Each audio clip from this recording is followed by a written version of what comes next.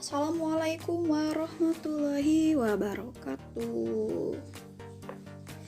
Oke, nah gimana nih kabarnya teman-teman? Kita kembali lagi di mata pelajaran IPS. Nah, pada pertemuan kali ini kita akan bahas tentang ini dia, perubahan interaksi keruangan akibat kegiatan ekonomi, konversi lahan, serta perkembangan ilmu pengetahuan dan teknologi. Nah, sebelumnya kan kita sempat bahas tentang pengaruh perubahan keruangan. Ada yang bidang politik, ekonomi, sosial, budaya, juga pendidikan. Setelah ada pengaruh, ada beberapa perubahan akibat misalkan dari AFTA, akibat dari pendidikan, teknologi. Nah, ini mempengaruhi banget nih ya. Yuk kita akan bahas materi ini satu persatu sesuai dengan tujuan pembelajarannya, itu menjelaskan perubahan interaksi keruangan akibat kegiatan ekonomi, konversi lahan, dan perkembangan iptek. Nah, pertama, perubahan interaksi keruangan akibat kegiatan ekonomi. Nah, berlangsungnya AFTA nih ya, menjadikan kegiatan ekonomi antar negara ASEAN ini menjadi lebih luas. Ya, perkembangan terkait akses internet, apalagi ya juga perdagangan elektronik gitu ya, semakin mendukung tumbuh kembangnya usaha masyarakat. AFTA ini ya menjadikan ya seperti yang bilang kemarin, semua negara bebas keluar masuk barang. Ya, bebas keluar masuk barang yang mereka jual, entah itu ke negara ASEAN, entah itu ke negara Singapura, dunia, dan lain-lain. Seperti yang sekarang nih, apa yang masuk ke kita? Ada Grab. Grab adalah produk Malaysia. Dia bisa dengan bebas masuk ke pasarnya Indonesia. Apalagi nih kata tadi bilang perkembangan internet. Sekarang udah ada apa? Shopee, Lazada, Bukalapak, dan lain-lain. Itu memudahkan kita bisa menikmati produk barang luar negeri, ataupun orang luar negeri bisa menikmati produk hasil karya kita. Nah, kalau udah adanya mudahnya keluar masuk barang antar negara, itu menjadi apa? Persaingannya ketat. Tiap negara ingin entah itu bersaing dari harga. Mana nih yang paling murah? Terus kalau enggak, mana sih yang paling bagus? Nah, kayak gitu, itu akan menimbulkan persaingannya yang ketat ya, kayak gitu. Selanjutnya ada lagi perubahan interaksi keruangan akibat konversi lahan. Nah, sebelumnya nih ya, kan di kita Indonesia umumnya banyak sekali tanah ya, banyak sekali lahan pertanian. Semenjak munculnya perkembangan teknologi ya, apalagi industri, pabrik ya, itu menimbulkan banyak sekali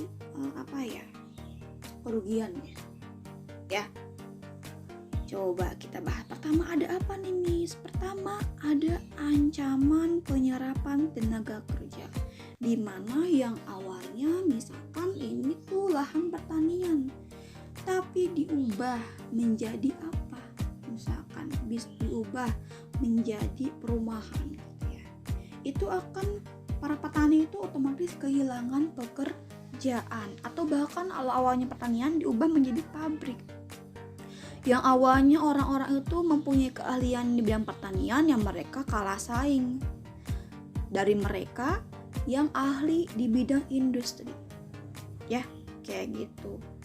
Kemudian ada ancaman juga terhadap keberlangsungan swasembada pangan. Berkurangnya luas sawah ini ya mengakibatkan turunnya produksi bahan pangan sehingga mengganggu tercapainya swasembada pangan nih. Nah, berkurangnya produksi pangan akibat konservasi lahan ini ya sifatnya permanen loh. Ya, sifatnya tetap karena udah diubah tuh lahannya. Jadi apa? Jadi pabrik, jadi perumahan, jadi apa? Jadi jalan. Hal ini karena lahan pertaniannya kan tadi bilang telah beralih fungsi. Gak bisa digunakan sebagai sawah lagi. Kalau udah sifatnya konservasi lahan itu pasti permanen. Ya, itu ancaman buat kita. Kita makan apa kalau gak ada beras? Ya, kemudian ancaman terhadap kualitas lingkungan. Ya, selain menghasilkan bahan pangan, lahan pertanian itu juga berfungsi untuk menampung kelebihan air limpasan, pengendali banjir, dan pelestarian lingkungan. Tapi kalau udah diubah, misalkan jadi pabrik itu jadi apa, itu pasti banjir tuh akan sering banjir loh. Coba kalian lihat kalau yang sering jalan-jalan, misalkan kalian kalau mau pergi ke Tasik ya, itu kan kalau mau ke Tasik pasti jalan dulu ke daerah Cileunyi ke sana tuh kan ada pabrik ya banyak, daerah apa itu namanya ya. Itu pasti akan sering banjir kalau misalkan hujan. Itu udah resiko ya, kayak gitu. Itu dia ancaman terhadap kualitas lingkungan, pasti akan terus banjir. Ya, kemudian harga pangan semakin mahal. Ya, ini dia harga pangan semakin mahal karena lahannya nggak ada. Ini mau bertani di mana, orang tanahnya juga nggak ada. Makanya tanahnya sedikit sawah hingga menyebabkan harga bahan pangannya naik. Ya, jadi mahal. Kemudian sarana prasarana pertanian menjadi tidak terpakai. Nah, untuk meningkatkan produksi pertanian, pemerintah telah menganggarkan biaya kan untuk membangun sarana dan prasarana pertanian, ada penyuluhannya. Nah, jika lahan pertanian tersebut beralih fungsi ya, maka sarana prasarana tadi itu tidak terpakai lagi dong. Nah, itu. Kemudian tanah dikuasai oleh pemodal besar. Nah, ketika tanah dikuasai oleh pemodal besar ya, ketika banyak yang dijual kepada perusahaan itu adalah salah satu alasan petani menjualnya apa sih Miss ya, karena faktor hukum waris biasanya ya, karena lahan yang dimiliki itu terbatas, maka petani itu mewariskan kepada anak turunannya dengan cara menjualnya. Dengan demikian anak turun petani itu mendapatkan warisan dalam bentuk uang hasil penjualan lahan pertanian ya, kayak gitu. Banyak menjual ya tanah kepada perusahaannya.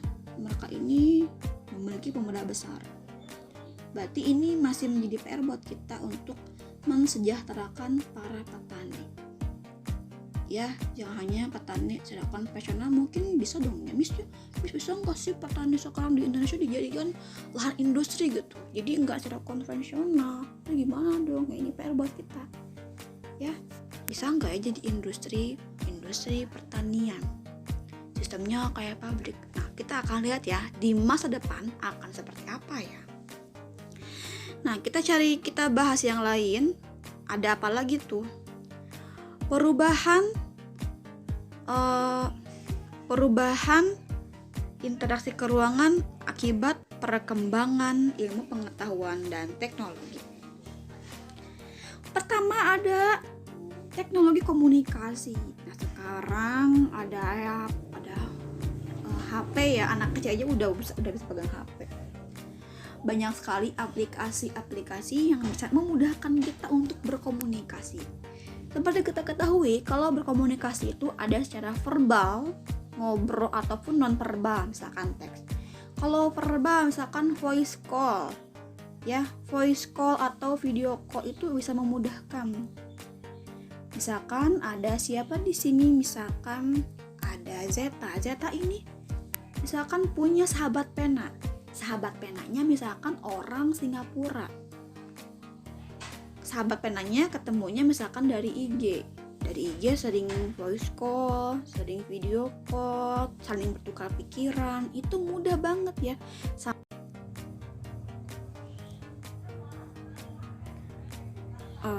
Tadi kita bahas tentang komunikasi ya, lanjut ya. Tadi Zeta ini punya sahabat pena, katanya ya. Sahabat penanya itu orang Singapura, bisa bertukar bahasa, pemikiran. Teknologi itu sekarang mudah ya, gak perlu bagi pandemi pasti bertumpu pada pada teknologi komunikasi. Itu dari segi komunikasi secara verbal. Kalau non verbal ya ini bisa tukar pesan lewat chat ya. Misalkan di sini ada Mala. Nah, Mala ini juga punya sahabat pena. Cuman sahabat penanya suka tukar-tukar misalkan puisi karya sama orang Malaysia. Malaysia kan bahasa Melayu ya. Tukar karya sastra Mala sama sahabat pena yang di Malaysia. Kenanya di mana? Ya.